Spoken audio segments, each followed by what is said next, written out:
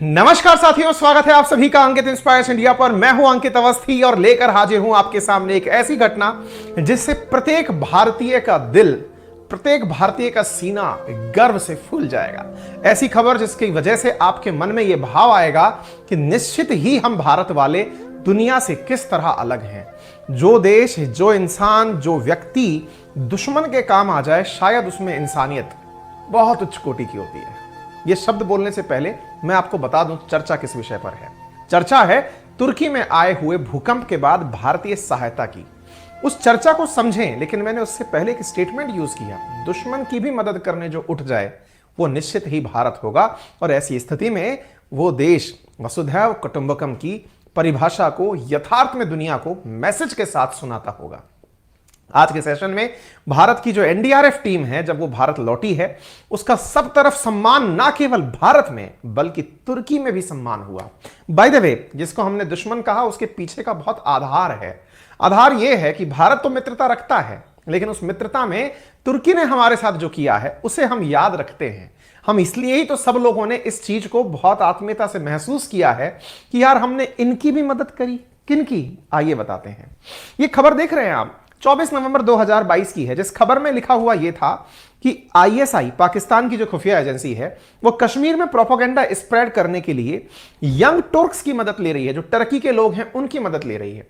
कश्मीर से लोगों को उठाकर तुर्की भेजा जा रहा है, ब्रेन वॉश किया जा रहा है, भारत विरोधी नारे लगवाए जा रहे हैं, भारत विरोधी काम करवाए जा रहे हैं। इतना ही नहीं, तुर्की की जो पैरामिलिट्री फोर्स है सादत, उसने इस बारे में चर्चा की कि किस प्रकार से कश्मीर की स्थितियों को सामान्य किया जा सकता है, पाकिस्तान के पक्ष में किया जा सकता है। अर्दगन ने यूएन के अंदर कश्मीर के मुद्दे को कईयों बार उठाया है। इतना ही नहीं, टर्किश प्रेसिडेंट अर्दगन ने कश्मीर को यूएनजीए के अंदर एड्रेस के दौरान, जहां उनका खुद का देश अपनी समस्याओं से ग्रसित था, तब भी कश्मीर के मुद्दे को यूएन जैसी जगह पर केवल पाकिस्तान प्रेम के कारण उठाया है।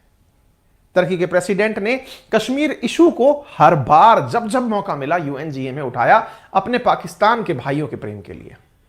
लेकिन भारत ने इसका बदला, कहते हैं ना, एक बहुत अच्छी कहावत है साथियों, कि जब भी कोई आपकी तरफ, गांधी जी का एक कथन था, बहुत बड़ा फेमस कथन था, और कथन क्या था कि यदि कोई आपके गाल पर एक थप्पड़ मारे तो दूसरा गाल उसके आगे कर दो।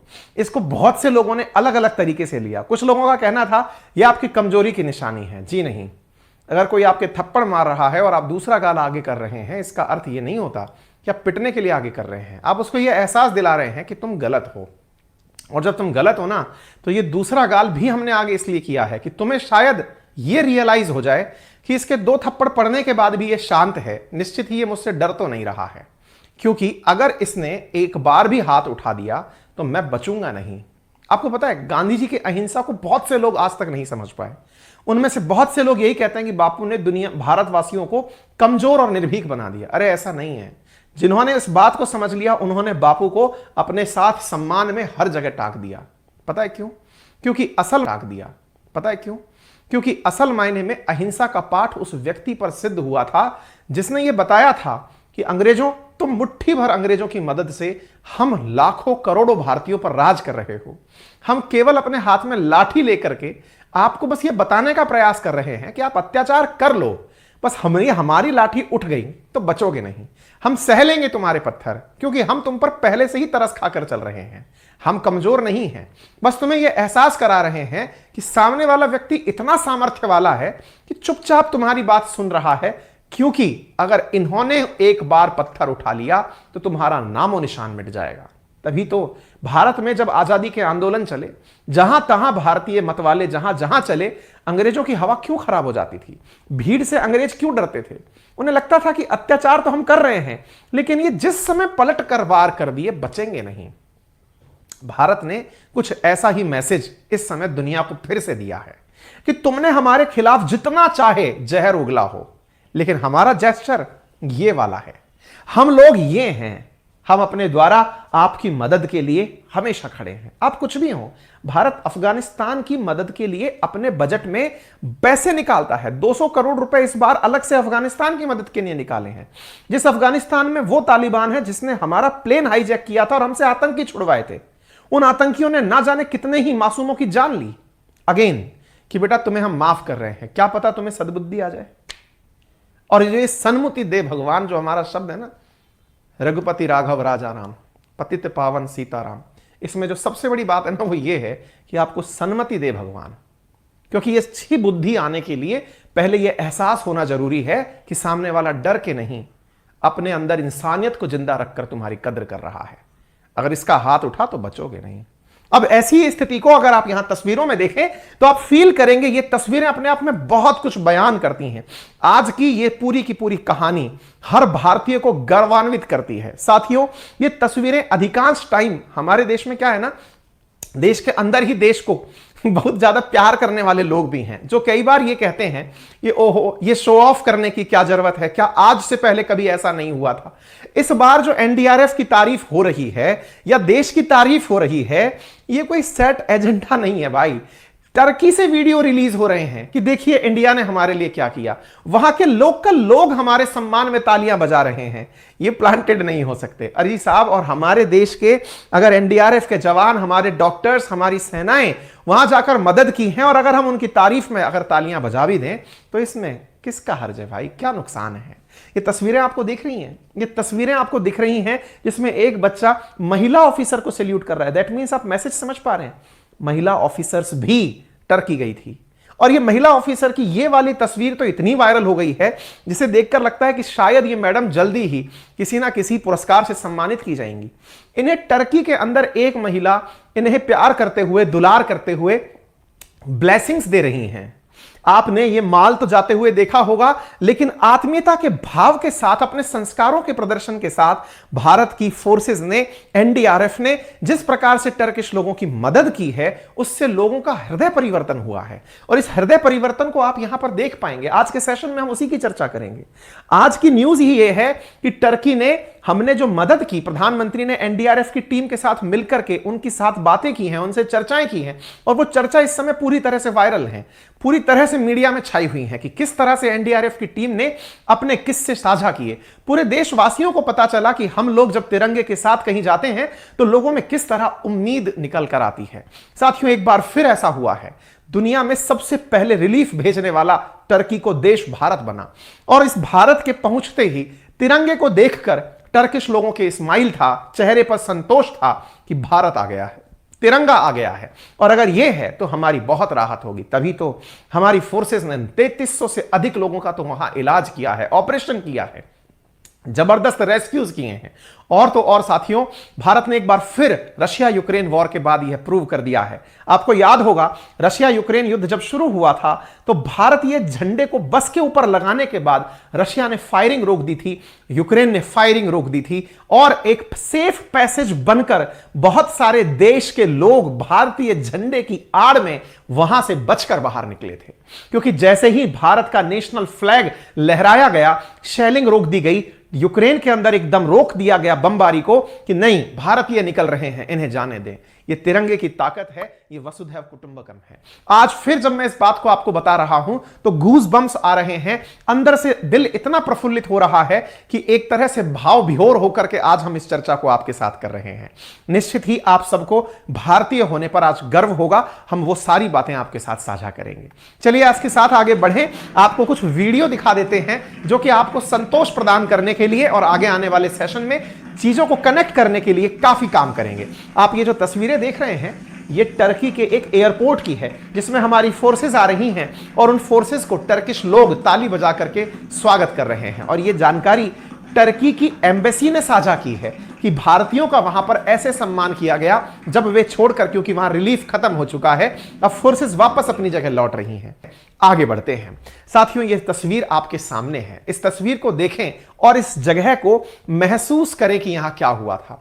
यह वीडियो हमने इंटेंशनली म्यूट किया हुआ है क्योंकि इसमें बैकग्राउंड में म्यूजिक भी चल रहा है। संभव है उस वजह से कॉपीराइट का कोई इशू हो जाए, हमने वीडियो उठा करके ही कॉपीराइट के साथ वो कर दिया। आप इधर देखें, आप लोगों को यहां शायद ताली बजाते हुए देख रहे हो।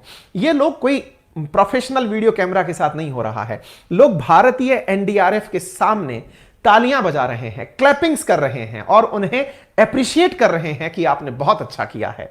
भारतीय जब सेनाएं चल रही हैं, एनडीआरएफ की टीम जब यहां से बाहर आ रही है, तो भी जहां तहां खड़े हुए लोग इनके सम्मान में कि आपने 13 दिन में आकर के जो तुर्की के अंदर मानवता का प्रदर्शन किया है, निश्चित ही आप काबिले तारीफ हैं।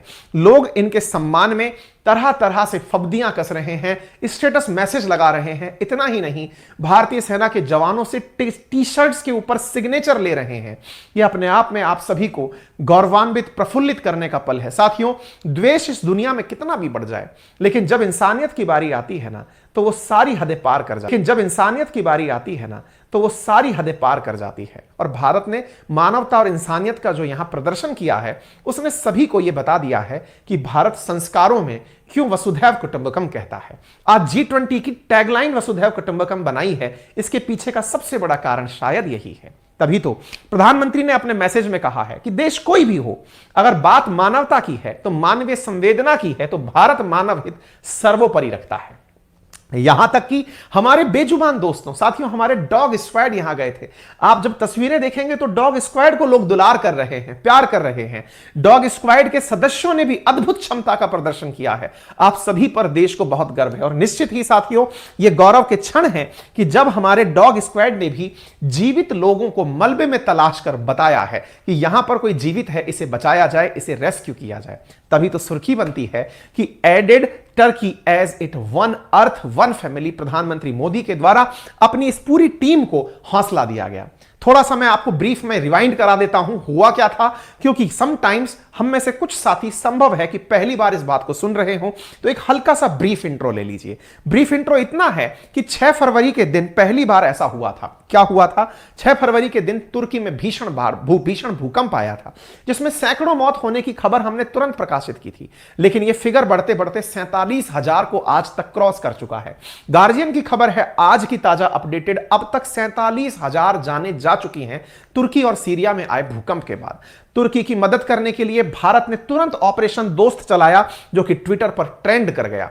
भारत के इसी ऑपरेशन दोस्त में जो दोस्त शब्द था, वो भारत और तुर्की में कॉमन था, क्योंकि दोनों ही मित्रता को दोस्ती के नाम से पुकारते हैं, और भारत ने इसीलिए ऑपरेशन दोस्त चलाया।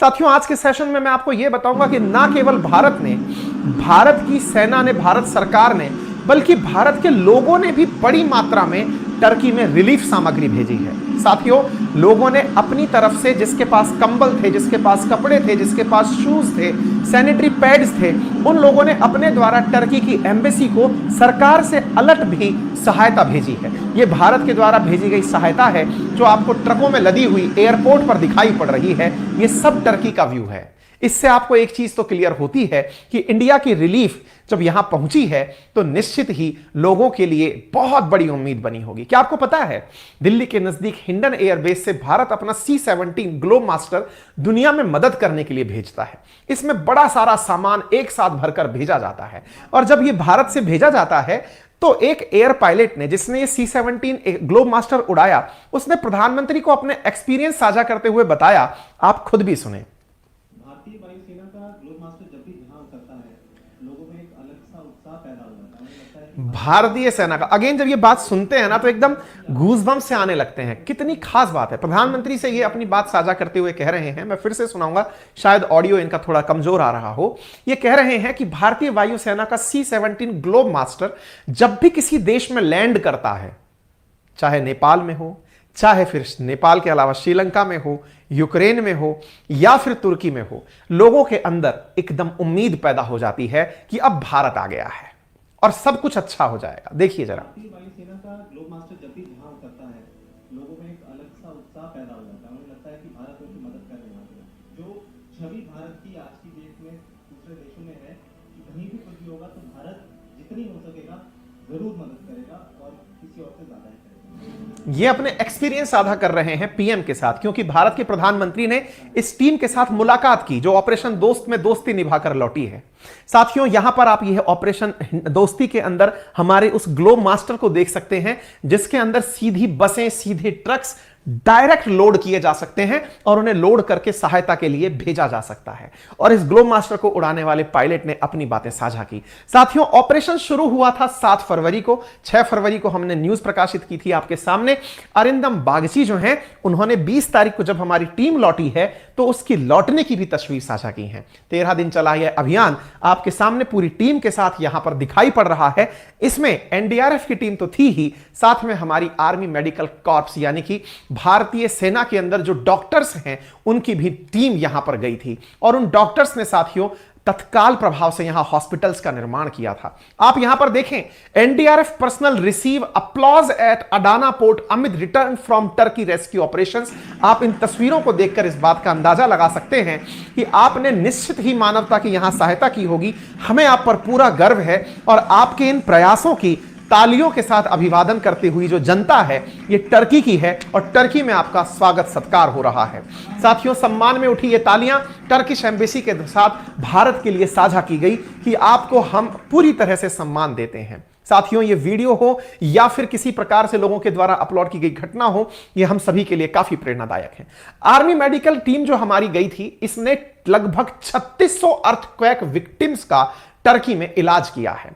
तुर्की और सीरिया में जो भूकंप आया 13 दिन बाद जो हमारी टीम लौटी है, इसने लोगों की गजब तरीके से मदद की है। ये आप जो लोग देख रहे हैं, यहां पे 2 तरह के वस्त्र में आपको लोग दिखाई दे रहे हैं। एक ऑरेंज कलर के कपड़े में जो आपको दिख रहे हैं वो एनडीआरएफ के मेंबर हैं, नेशनल डिजास्टर रिलीफ के फोर्स के लोग हैं। और जो आपको आर्मी के वेशभूषा में लोग दिख रहे हैं, ये आर्मी के डॉक्टर्स हैं।